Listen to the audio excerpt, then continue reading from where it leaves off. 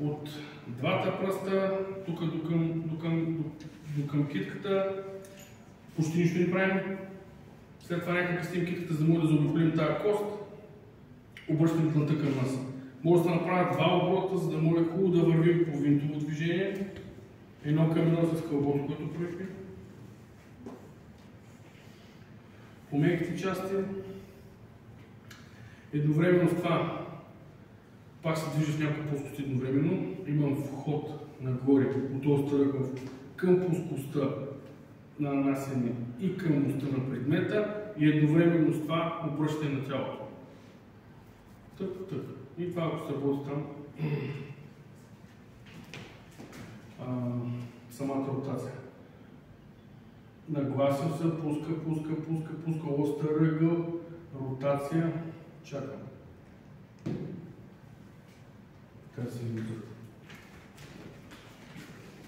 Ето го забейте. Върви, вход, ротация и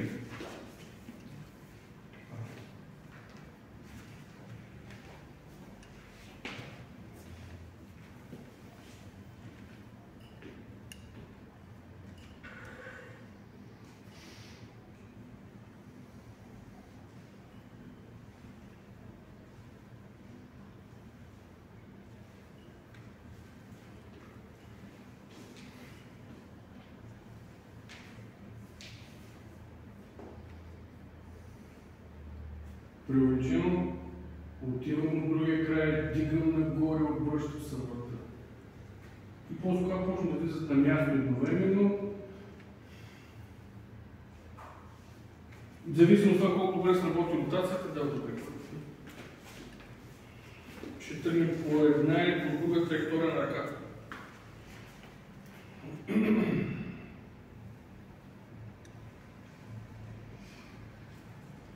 Това, което ме интересува, вход по този тръгна ротацията. И тук трябва да подпрем малко. Сега, колкото повече има луфтове до земята, толкова повече пръчката ще стои и там проекцията на пръчката ще стои по-дълго време над главата ми. Трябва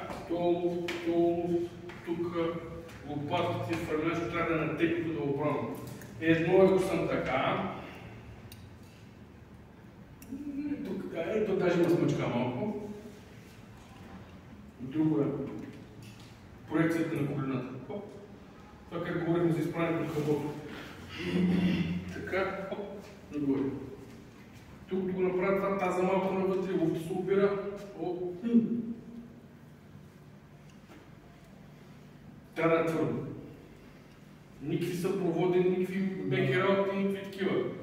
Основна грешка, където присъства тук. Изтъпявам ъгъла. И по-лъсно го догонвам и само може да изглежда супер, той малко да скоростта и ще има тук да правя такива и ще има чупърцете. Как се вижда това изтъпяване на възраст? Ръката е близко до мен, ръката е близко до мен, колко нагоре, няма проблем. Ъгъл гордото, отивам напред, ъгъл стана колко по-тъп.